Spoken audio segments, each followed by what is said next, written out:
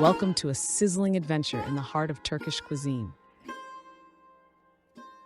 Today, we're exploring the art of crafting savory koftes, the grilled meatballs bursting with aromatic spices. Get ready to immerse yourself in the world of Turkish cuisine as we unveil the secrets of grilling perfection. Let's get cooking. Join us in the kitchen as we combine the ground meat, grated onion, minced garlic, breadcrumbs, egg, chopped parsley, ground cumin, ground coriander, paprika, salt, and pepper. Mix the ingredients thoroughly until well combined.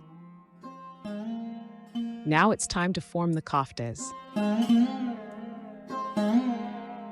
Take a small portion of the mixture and shape it into a cylindrical or oval meatball. Thread the formed koftes onto skewers, creating a lineup of these flavorful delights. Preheat your grill or grill pan to medium-high heat.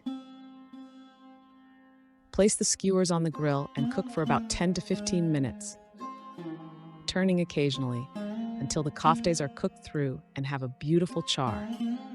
Once cooked, remove the koftes from the skewers and serve the grilled meatballs on a platter, garnished with fresh parsley and accompanied by your favorite sides.